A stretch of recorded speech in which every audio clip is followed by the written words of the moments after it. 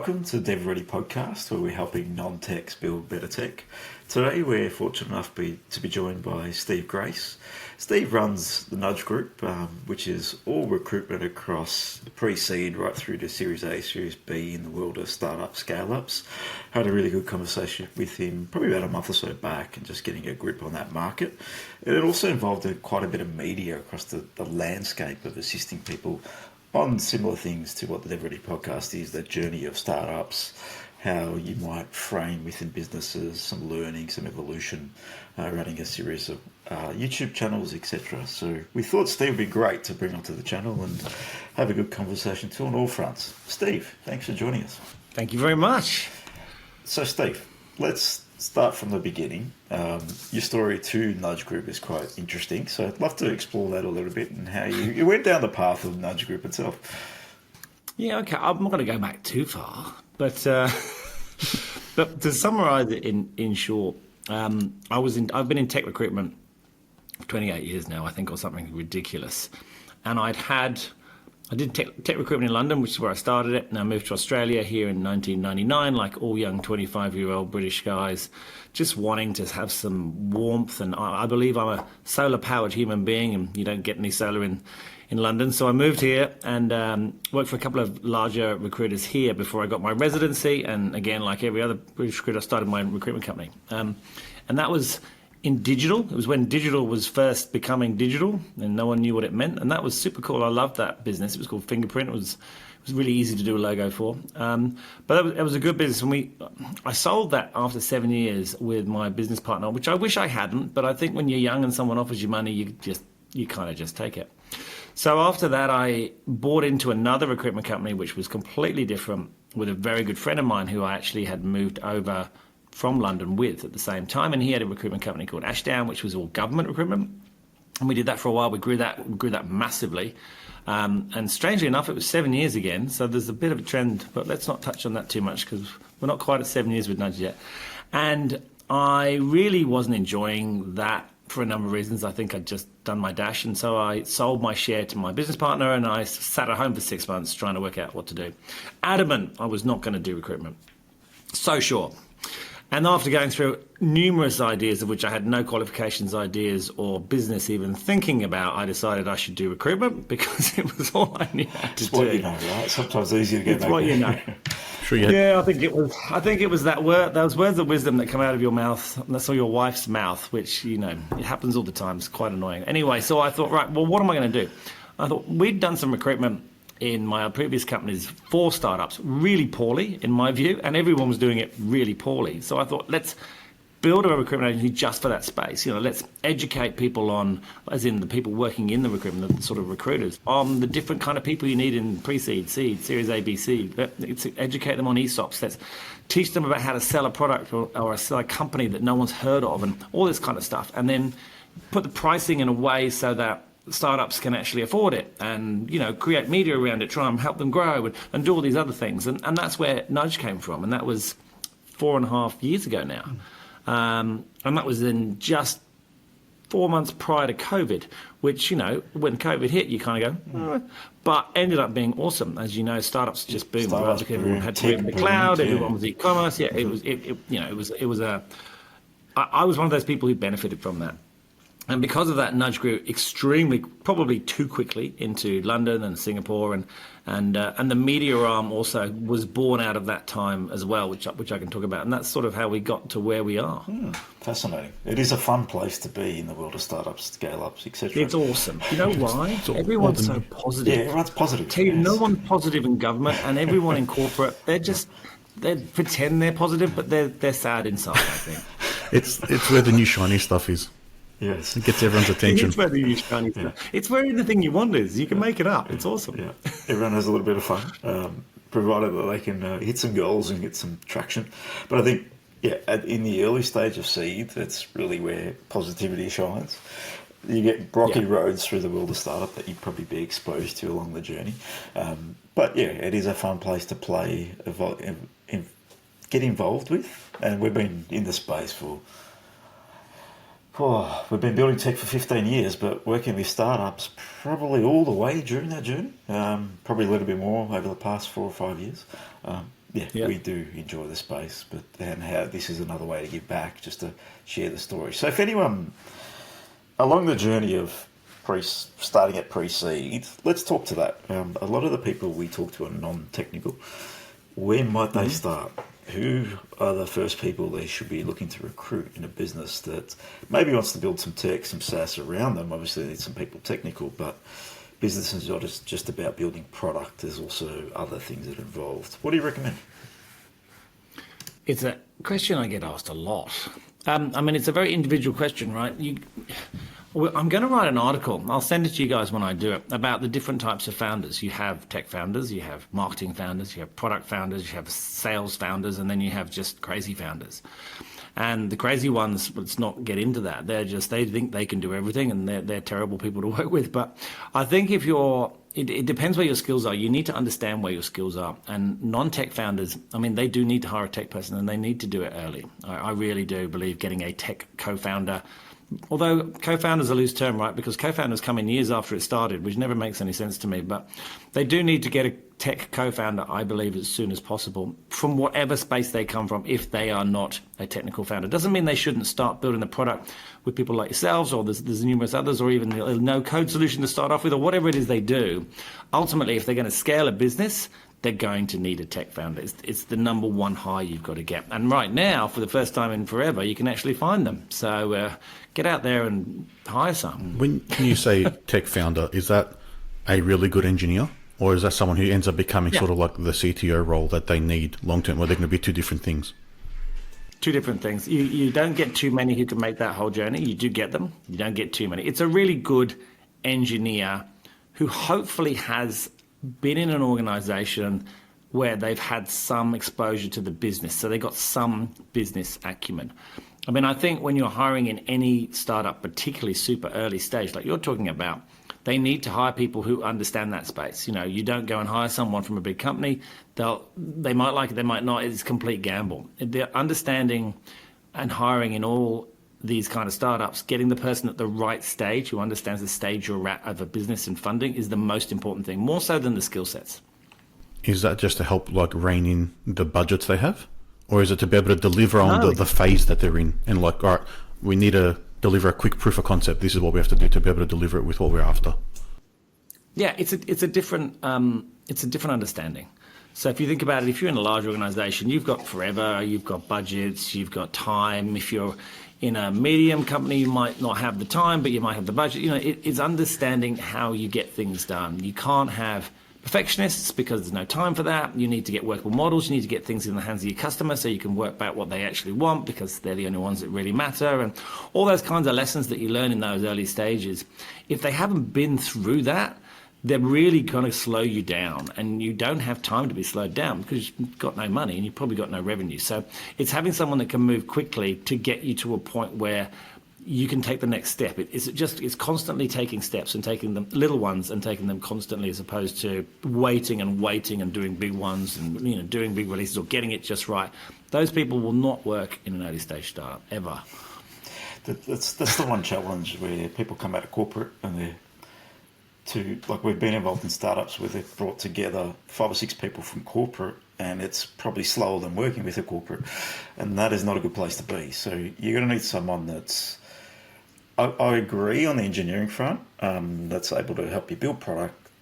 Business now is also very important. Like you said, if they're just a product guy that builds stuff, they might just get stuck in their ways and just build anything, because I've seen that happen too. But yeah, someone that's willing to go out, engage customers, a bit more of a product ownership spin can also assist that early stage journey, from what I found. I think you're right. And I think, you get the sales founders, right? They're trying to sell the damn thing that's in their head. No one's even started building it yet. I was going to say, one day we're going to do an article where we liken the different type of founders to dogs. I think it's going to be quite an entertaining article. I'm definitely going to share it with you guys when we've done it. What kind of dog is a tech founder? I don't know. You can have a think about that and give me some input. Whichever one chases his tail the fastest. Yeah, exactly right. I don't know. I don't know enough about dogs. I'm going to have to do some research. The sales one would be the little chihuahua that's barking all the time at everybody. The loudest one. No bite behind its bark, so that would be the sales founder. Lots of fun, though. It'd be a good article.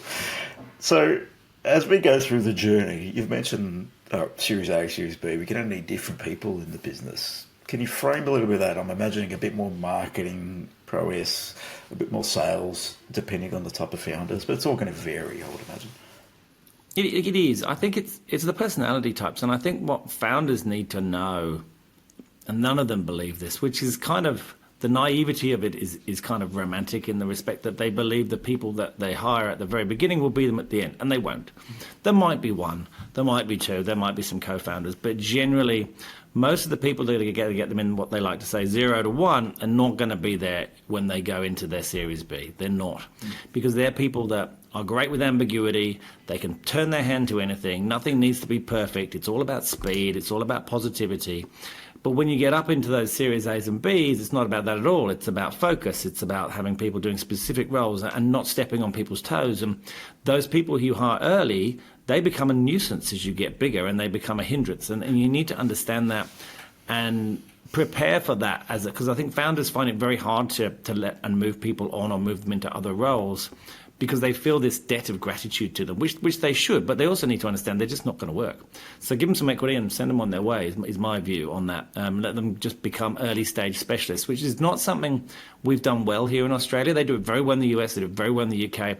They don't really do it very well in Singapore either, but they don't do it well here at all. People don't understand that early stage specialists, that's a job in itself, and there are very few of them that can make that journey, just like it's so difficult for a founder to become a CEO. Mm-hmm. You know, that startup to scale up moment is one of the hardest of any founder's journey. Yeah, it's a fascinating insight. I think from that, if you're hiring people that are just going to fail fast, either they need to go in R&D in the business or they need to move on. Like, even as you grow any business, it gets more challenging, and the time gap it takes for people to learn new skills can be a big hindrance on a business trying to scale and grow, because you don't have time. Yeah, it can. Yeah. Even in our own business, it's there's a few people who can just take an idea and run and make something without having it planned and detailed and everything else that normally goes along with it. Yeah, and there are a lot of people who can't. And, you know, there are other roles for them, special projects, I think they call it. But, I mean, you know, it's going off and looking at...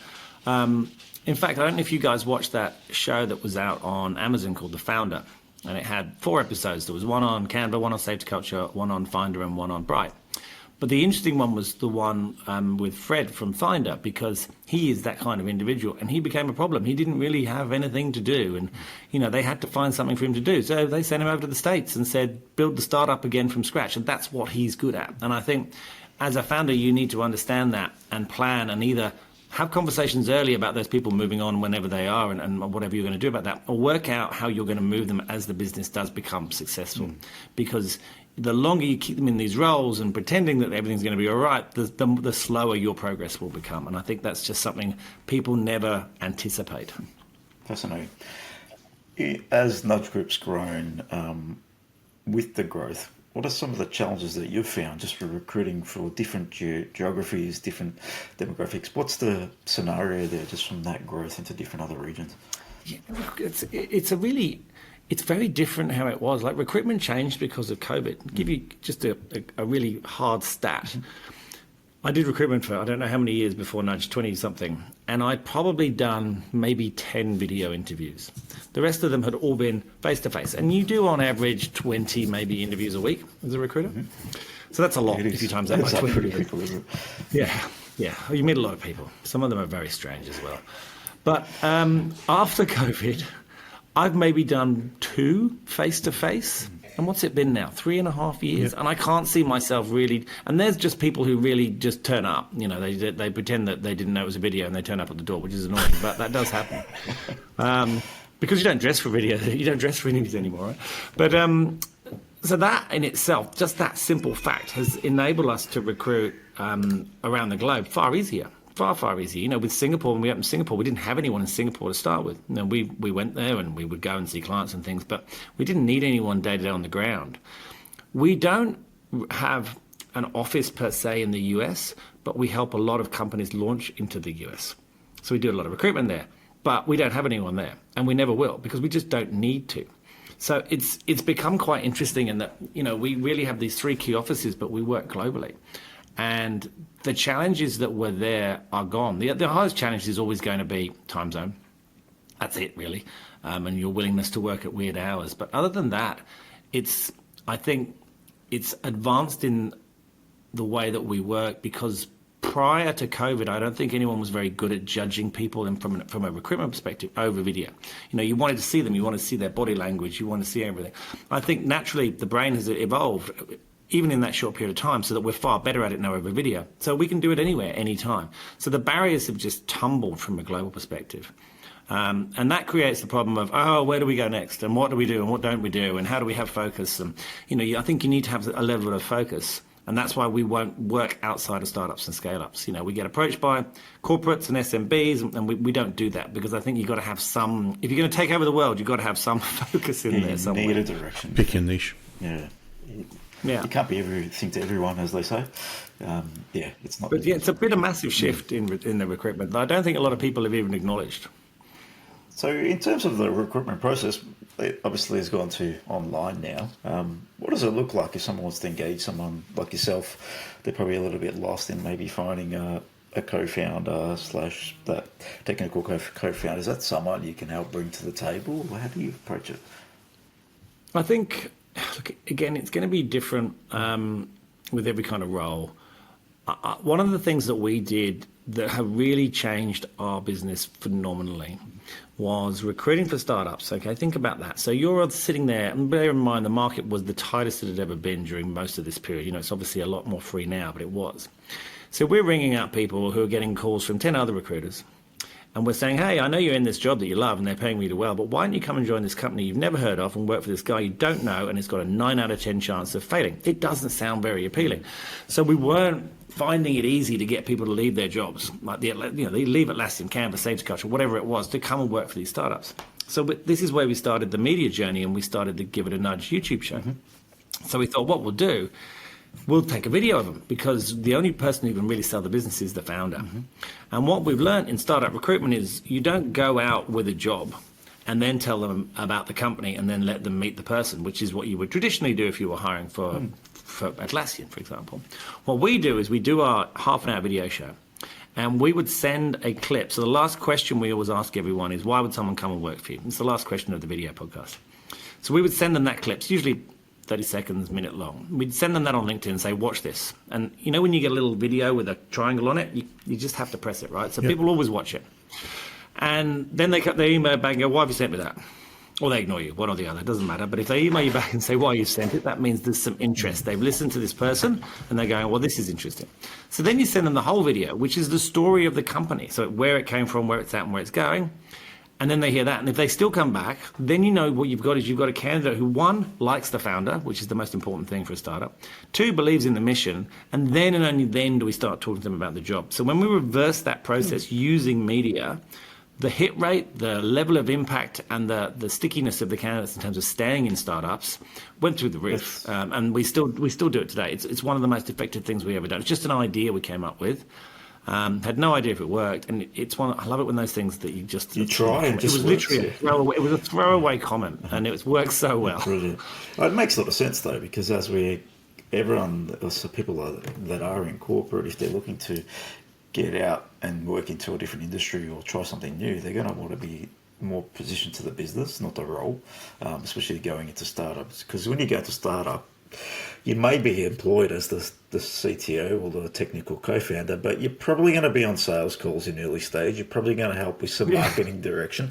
You're probably going to help with some input on website planning and content. And so you become a part of the business and a part of the mission. It's not just one role generally. Absolutely. So you're definitely going to be putting chairs together. You do everything, running coffee supplies, booking flights. Yeah. You're going to have there's no way you're getting through that without a screwdriver many an afternoon. Yeah. It's definitely a different world, the world of startups and scale-ups, that's for sure. So the Nudge YouTube channel, that was a growing initiative. How many founders have you had on that channel today? I'm glad you asked that, Andrew. we are having our 100th show this Thursday. Oh, welcome. Congratulations. Which is insane, right? Insane. So we've now, I don't think we've had 100 founders. We've had a lot of other people who've wanted to come on. We've had a few private equity firms, VCs, lawyers, but I would say probably about 80 founders now. But we've got a backlog of 40 that want to come on the show. Nice. So we used to just do it for clients. We now do people who aren't clients. It's an expensive show. It costs a lot of money. So we tend to only do it for clients unless I really find what they're doing compelling and interesting. But we get pitched a lot of founders by PR agencies and stuff. So I'm trying to build it out a bit more this year. I'm talking to a couple of very big sponsors. I'm hoping this afternoon one of them will come through. And then we might be able to film it a bit more often. And at the moment it comes out every 2 weeks. But we might make it weekly or even I don't know.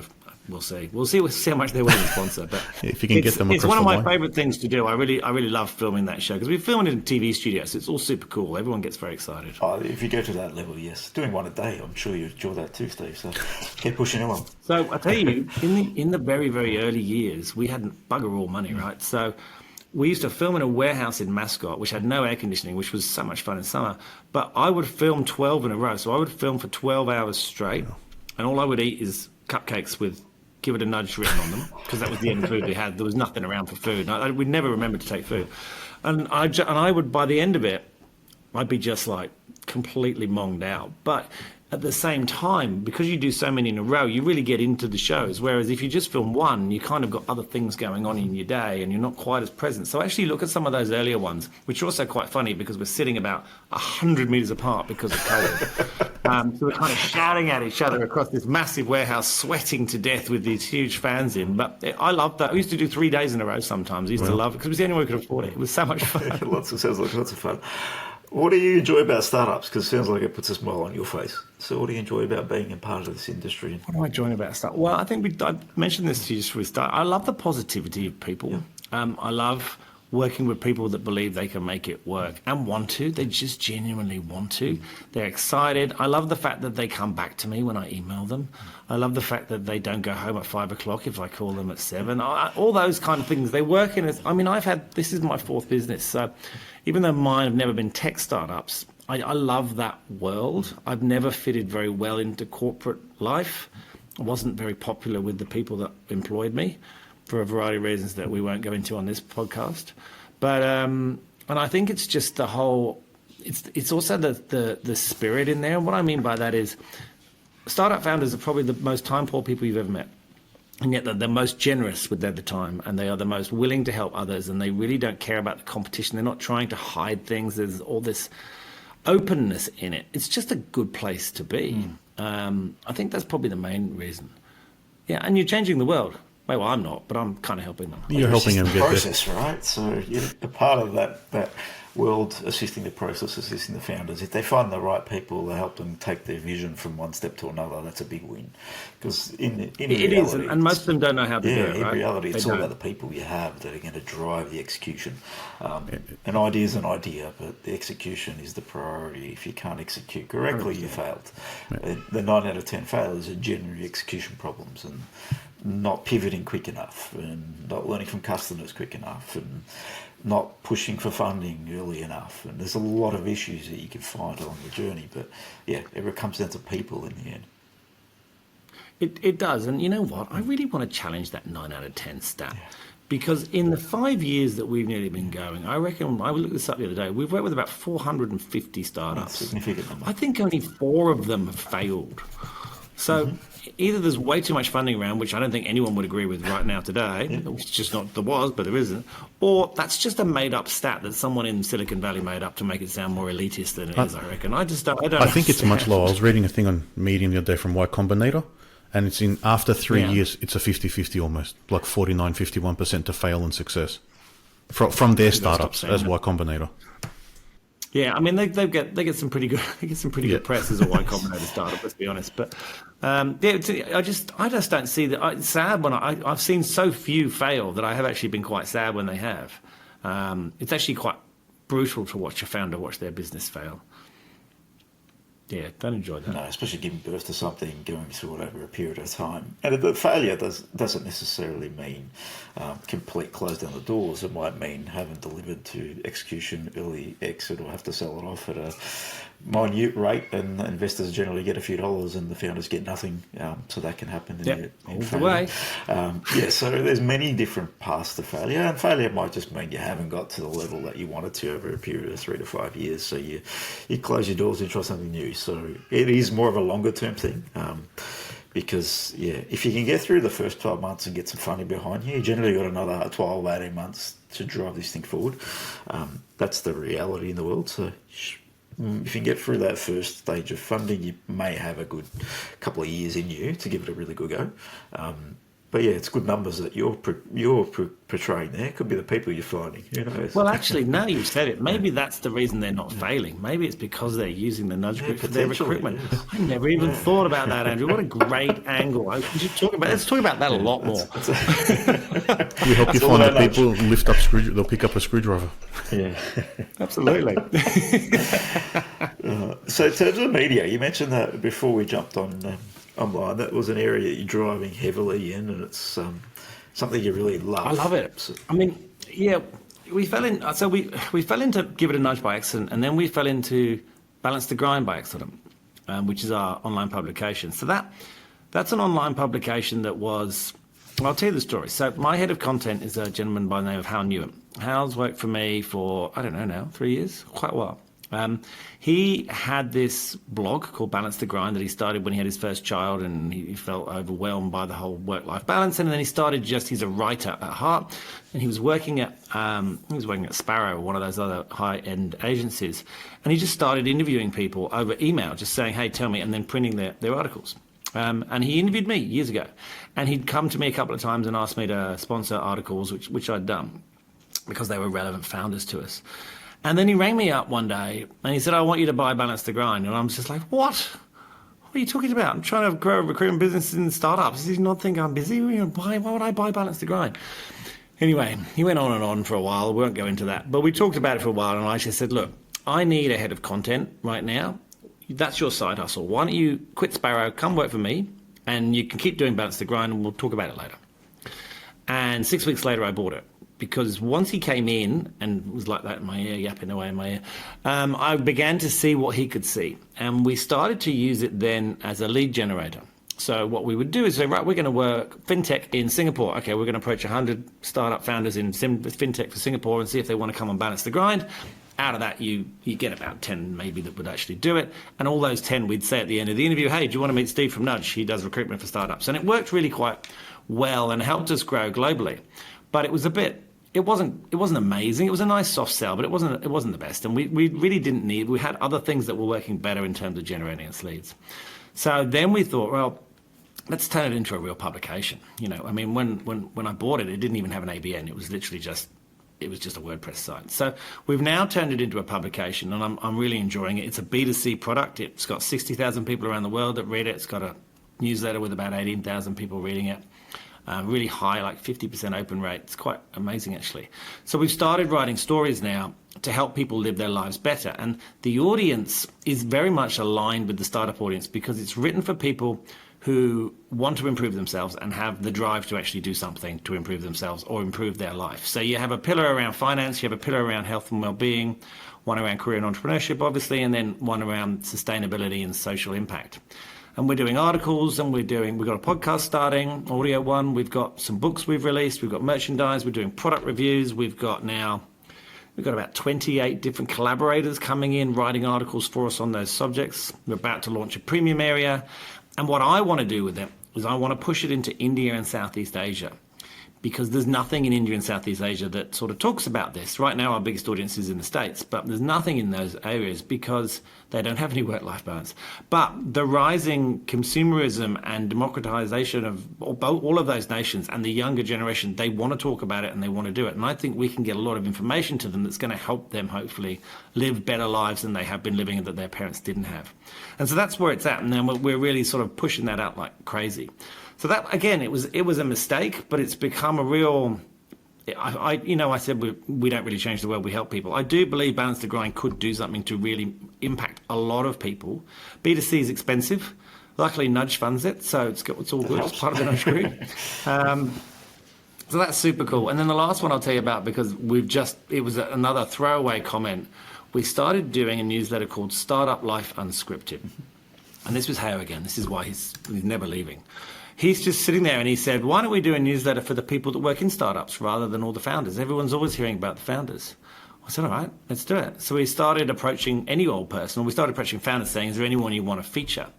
And in 12 weeks of running that newsletter, we've got 14,000 subscribers, which is insane. Wow, amazing growth. So there's obviously a real gap here, and I think people can really relate to hearing about others who are doing their job or doing a job that they might want to move into, or even if you're a corporate, thinking about what it'd be like working in a startup. So that one's super cool as well. So now we've got these 3 media assets all trying to do all that sort of stuff whilst trying to keep the recruitment business going as well. So super hectic, but a lot of fun. It's all going back to one thing, just giving back to the community, helping people along the journey that want to improve, get work-life balance in one aspect, or they're working in startups, and educating people on the opportunity, which all probably funnels back to Nudge, I would imagine, in some capacity. Yeah, I mean, Nudge always went to market with a mindset of what I call the karma circle. Like, when we meet founders, we don't usually start recruiting for them. We usually help them first. We might help them raise money. We might introduce them to VCs. We might help them with their marketing. And because we help them do that, when they get their funding and hire, they nearly always come back to us. So we always went with the give first, take later model.